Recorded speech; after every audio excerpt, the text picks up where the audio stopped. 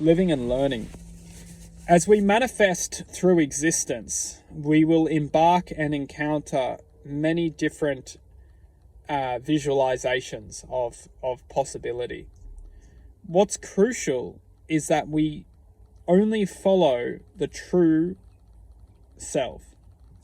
The true self, it doesn't necessarily embark because it has already embarked well before we come into this life, into this existence. What's crucial is to learn to let go.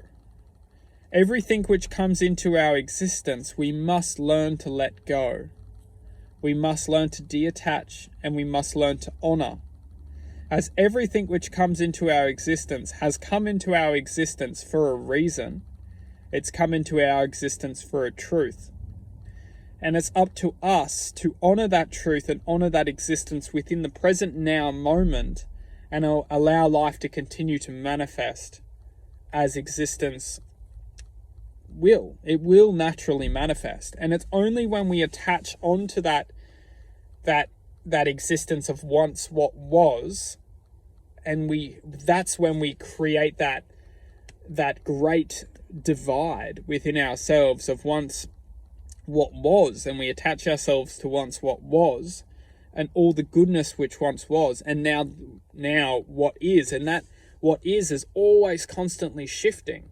And in between the once was and once is it creates the breeding ground for ultimately for hurt, because we are so attached to once was, and when we're not accepting what is now, and we're creating this environment for hurt to grow within. We're hurt, we're feeling bad, we're feeling hurt. Hurt really classifies it all, because it really boils down to hurt.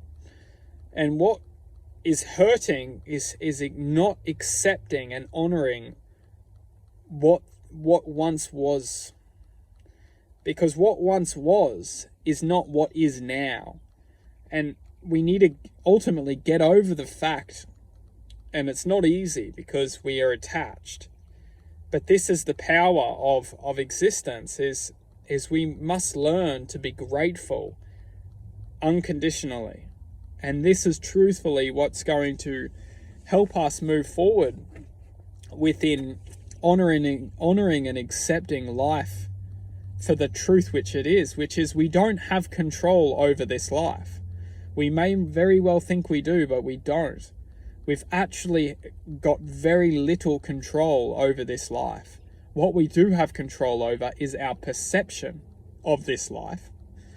And as long as we can control our perception, we can control what we can do with that perception. And ultimately, what we can do with that perception is create very happy and prosperous lives. We can create a very happy life. We can create a prosperous life with almost nothing.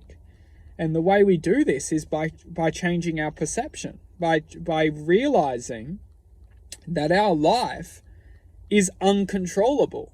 But what we can control is our perception of life. And that is magic in its highest form. Because if you want to control someone, you let them think that they have control over their life, but you don't let them think that they have control over their perception of life. And that's ultimately how you control the world, is by controlling someone's perception and letting them think that they have control over their life. You create control over someone's perception by detaching themselves to themselves, and by creating this false image of themselves, which will then ultimately guide their way in life, telling them that they have control over their lives, which what they do have control over is their perception of life, but not necessarily of life itself. It gets very interesting, but to boil it down, the reason why we don't have control over this life is because we're forecast to experience a certain attribute of ourselves.